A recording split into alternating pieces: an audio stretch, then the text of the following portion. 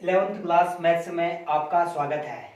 अब मैं आप लोगों को बता रहा हूँ कि 11th क्लास का जो पहला अध्याय रखा है समुच्चय, तो पहला अध्याय था इसमें समुच्चय किसे कहते हैं। अब समुच्चय के बारे में बताऊंगा इसमें। तो अब शुरू करते हैं फिर। तो देखना है इसका जो पहला टॉपिक है समुच्चय।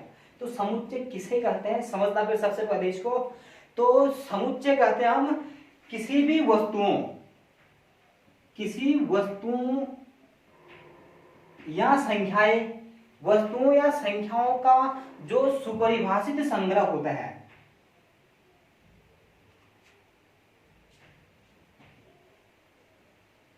किसी भी वस्तुओं या संख्याओं का जो सुपरिभाषित संग्रह होता है, यही सुपरिभाषित संग्रह को कहा जाता है, समुच्चय कहलाता है। अब देखना सबसे पहले इसमें मेन है कि सुपरिभाषित संग्रह किसे कहा जाता है, किनको हम सुपरिभाषित संग्रह कहेंगे और किनको सुपरिभाषित संग्रह नहीं कहेंगे, तो इसको देखना फिर। तो सुपरिभाषित संग्रह कहलाता है ऐसा संग्रह जिनको स्पष्ट रूप से बताया जा सकता है। देखिए, जिस संग्रह को हम स्पष्ट रूप से बता सकते हैं ऐसे संग्रह को कहते हैं हम सुपरिभाषित संग्रह। जैसे इसमें जो पहला आ गया, इसमें सुपरिभाषित संग्रह का जो पहला एग्जाम्पल दे रहा हूं मैं, अंग्रेजी वर्णमाला के सभी स्वरों का समुच्चय। जैसे इसमें कहा अंग्रेजी वर्णमाला के सभी स्वरों का समुच्चय, तो इसके लिए कह सकते हैं अंग्रेजी वर्णमाला के सभी स्वर लिख सकते हैं A E I O U, या दूसरा हम कह सकते हैं, नंबर दूसरा कह सकते हैं 5 से कम सभी प्राकृत संख्याओं का समुच्चय। जैसे दूसरा कहा इसमें 5 से कम सभी प्राकृत संख्याओं का यदि संग्रह कहेंगे तो इसको भी हम आसानी से परिभाषित कर सकते हैं 1 2 3 4। या नंबर अगला कह सकते हैं हम किसी कक्षा में स्थित कुल छात्रों की संख्या। यदि कोई भी कक्षा दिया होगा तो उस कक्षा में स्थित कितने छात्र हैं, इसको भी हम आसानी से बता सकते हैं। तो जिन संग्रह को हम आसानी से बता सकते हैं उनको कहा हमने सुपरिभाषित संग्रह। जैसे कुछ संग्रह ऐसे हो सकते हैं जिनको बताने के लिए कोई पैमाना होगा ही नहीं। जैसे एग्जाम्पल के लिए इसमें नंबर 1 आता हूं मैं एग्जाम्पल के लिए, किसी शहर में स्थित सबसे धनी व्यक्तियों का संग्रह। अब इसमें से कहा कि किसी शहर में स्थित धनी व्यक्तियों का संग्रह। अब हमारे लिए कोई पैमाना नहीं है कि हम किसको धनी व्यक्ति कहेंगे। उसके लिए पैमाना नहीं है कि अगर किसी के पास एक फिक्स पैमाना कि यदि इतने रुपये से अधिक हो तो उसको धनी व्यक्ति कहेंगे, इतने रुपये से कम हो तो उसको धनी व्यक्ति नहीं कहेंगे। तो इस संग्रह को हम आसानी से परिभाषित नहीं कर सकते हैं। अब जैसे नंबर दूसरा एग्जाम्पल इसमें कह सकते हैं सबसे अधिक खतरनाक जानवरों का संग्रह। जैसे दूसरा कहा इसमें मैंने कि सबसे अधिक खतरनाक जानवरों का संग्रह। अब जैसे सबसे अधिक खतरनाक जानवर कहा तो वह हर किसी के ऊपर है। हो सकता है किसी को किसी जानवर से डर लगता हो, उसके लिए खतरनाक हो जाएगा। कोई दूसरा होगा, दूसरे व्यक्ति को अन्य जानवर से डर लगता हो तो उसके लिए खतरनाक जानवर दूसरा हो जाएगा। तो इन जो चीजों को हम आसानी से परिभाषित नहीं कर सकते हैं उनको हमारे पास सुपरिभाषित संग्रह के अंतर्गत नहीं आएंगे। तो इसमें सबसे पहले कहा मैंने कि जो समुच्चय कहते हैं वस्तुओं के सुपरिभाषित संग्रह को ही समुच्चय कहते हैं। तो अब सबसे पहले मैं इस परिभाषा को लिख लेता हूं इसमें।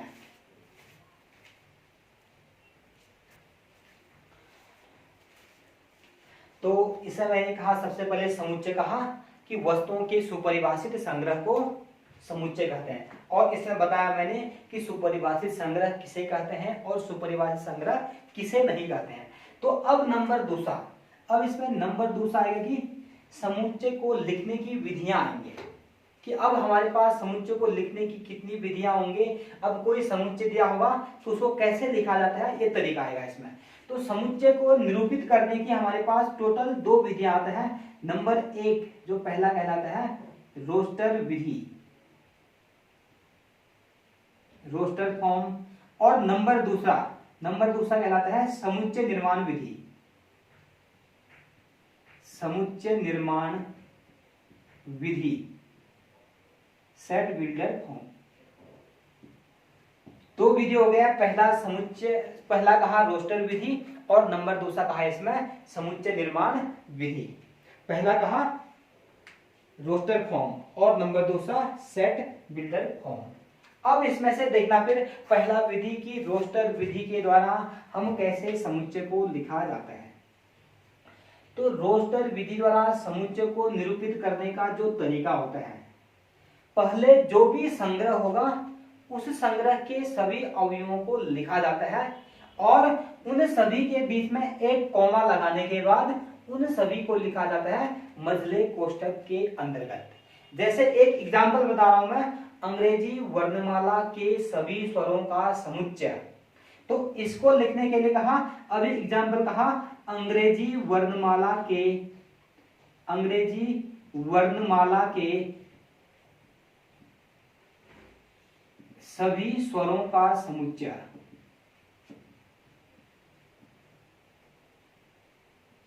तो जब इसको समुच्चय निर्माण रूप में लिखेंगे तो समुच्चय निर्माण रूप में लिखने के लिए सबसे पहले जो भी होंगे अवयव होंगे, इन सभी अवयवों को लिखा जाता है।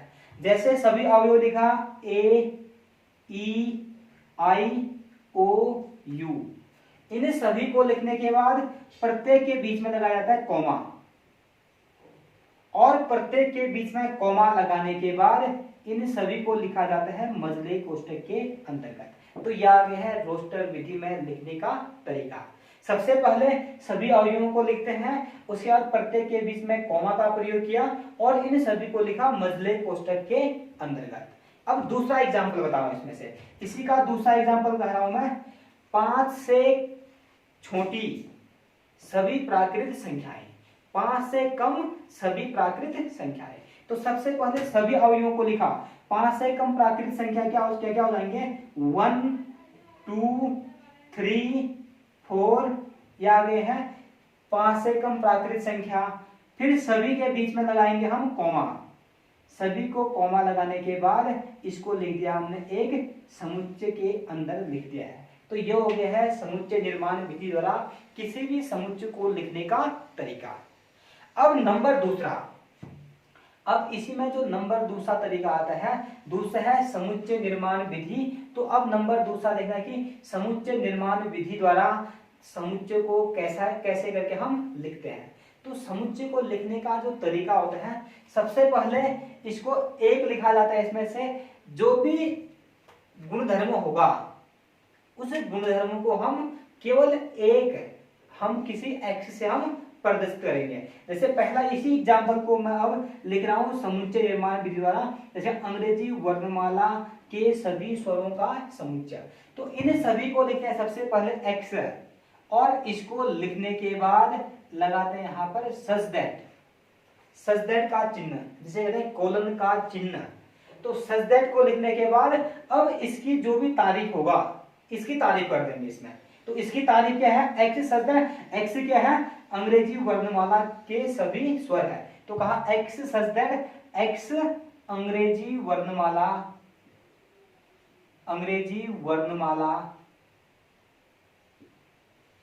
के सभी स्वर है, के सभी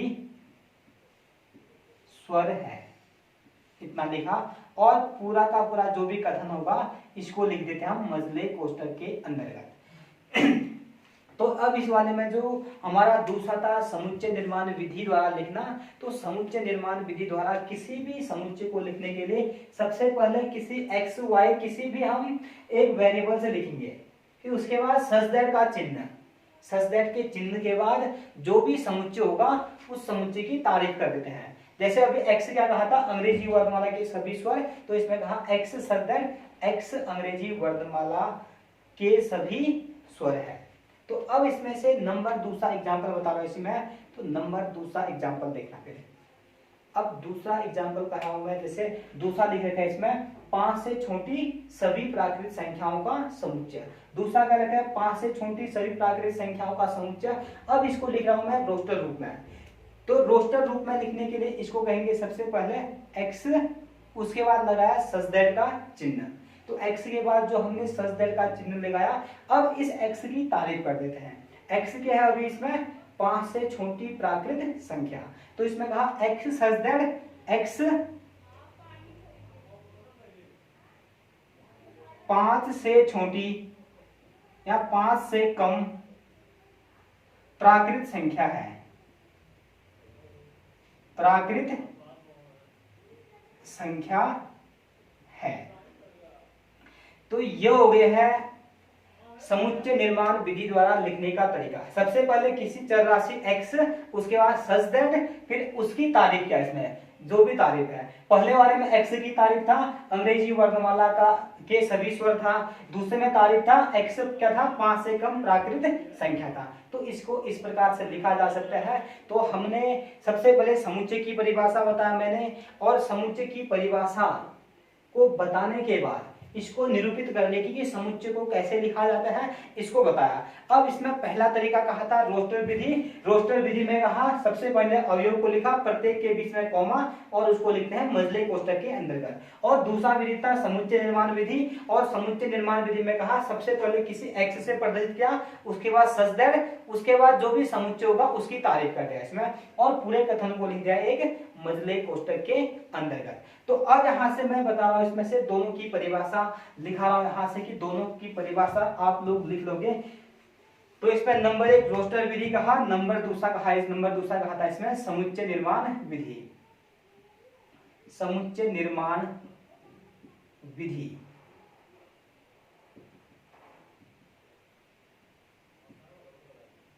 अब दोनों की परिभाषा लिख रहा हूं मैं।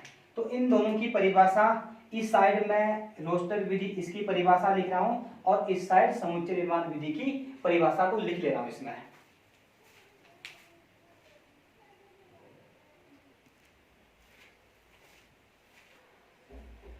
तो अभी मैंने इसमें लिख रखा है दोनों प्रकार का जो है इसमें से समुच्चय को लिखने की जो दोनों विधि था, पहला रोस्टर विधि, दूसरा समुच्चय निर्माण विधि, इन दोनों को लिख रखा है। रोस्टर विधि में क्या रखा है इसमें, इस विधि में समुच्चय के प्रत्येक अवयव को सूचीबद्ध करते हैं, और प्रत्येक अवयव को एक दूसरे से पृथक करने के लिए उनके बीच में कॉमा का प्रयोग किया जाता है, और सभी को क्या रखा है मजले कोष्ठक के अंतर्गत लिखा जाता है। तो इसी प्रकार से दोनों समुच्चयों की परिभाषा इसमें लिख रखा है।